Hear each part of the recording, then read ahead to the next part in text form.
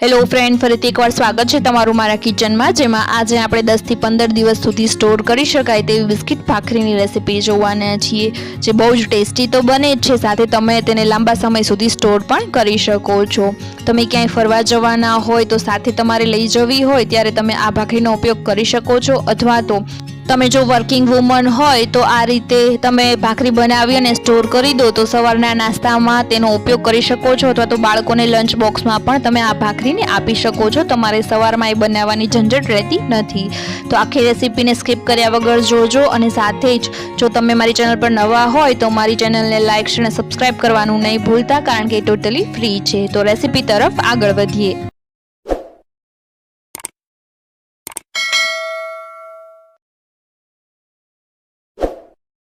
તો અહીંયા મેં 1 કપ જેટલો ઘઉંનો જાડો લોટ લીધેલો છે, અને 1 કપ જેટલો રોટલીનો જે નોર્મલ લોટ હોય ઘઉંનો તે લીધેલો છે। તેનું મેઇન કારણ એ છે બંને લોટ લેવાનું કે ભાખરીનું જે ટેક્સચર હોય તે વધારે પડતું કઠણ પણ ન બને અને સોફ્ટ પણ ન બને।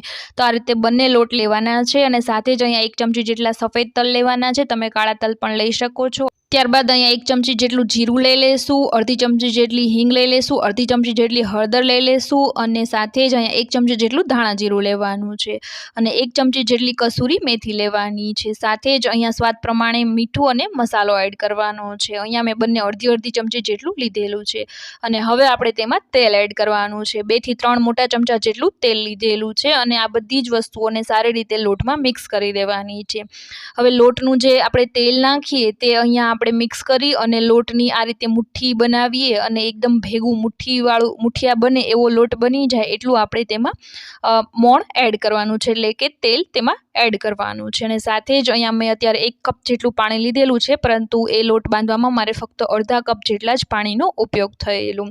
તો પાણી પણ આપણે અહીંયા થોડું થોડું લેતા જવાનું છે, આ રીતે હાથમાં થોડું થોડું લેતા જવાનું છે, અને લોટને બાંધતા જવાનું છે, જેથી આપણો જે લોટ હોય તે એકદમ કઠણ બાંધવાનો છે। થોડું થોડું પાણી આ રીતે હાથમાં લેતા જશો તો લોટ તમારો ઢીલો નહીં બને। તો અહીંયા બંને હાથેથી સારી રીતે આપણે કઠણ લોટ બાંધી લીધેલો છે, અને તમે જોઈ શકો છો કે આપણે જે 1 કપ જેટલું પાણી લીધેલું તેમાં અહીંયા અડધો કપ પાણી બચી ગયેલું છે। લોટ પ્રમાણે કદાચ તમારે વધારે કે ઓછા પાણીની જરૂર પડી શકે છે, પરંતુ થોડું થોડું લેતા જઈને એકદમ કઠણ લોટ બાંધવાનો છે। હવે આપણે તેને 10 મિનિટ જેટલો રેસ્ટ આપવાનો છે, તો એક કપડું ઢાંકી અને રાખી દઈશું, અને 10 મિનિટ બાદ હવે આપણે તેની ભાખરી બનાવવાની છે।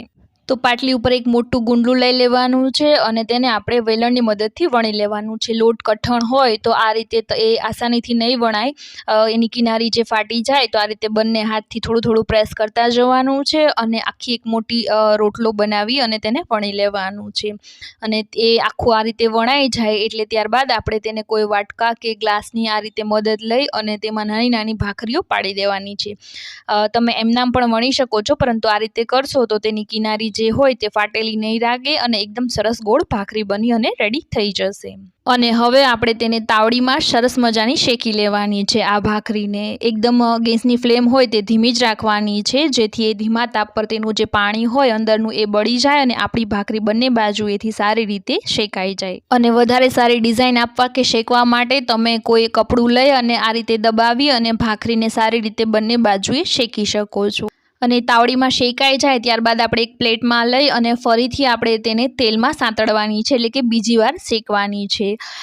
આમ કરવાનું કારણ એ છે કે એક વખત આપણે તેને તાવડીમાં શેકીએ એટલે એનું પાણી બળી જાય, ને બીજી વખત લોઢીમાં આ રીતે થોડું થોડું તેલ નાખી અને ફરીથી સાંતળીએ એટલે લાંબો ટાઈમ સુધી બગડે નહીં, અને તમે 8 થી 10 દિવસ સુધી તેને સારી રીતે સ્ટોર કરી શકો। તો બધી જ ભાખરીઓને આપણે આ રીતે થોડું થોડું તેલ લગાવતા જવાનું છે, અને લોઢીમાં તેને સાંતળી લેવાની છે।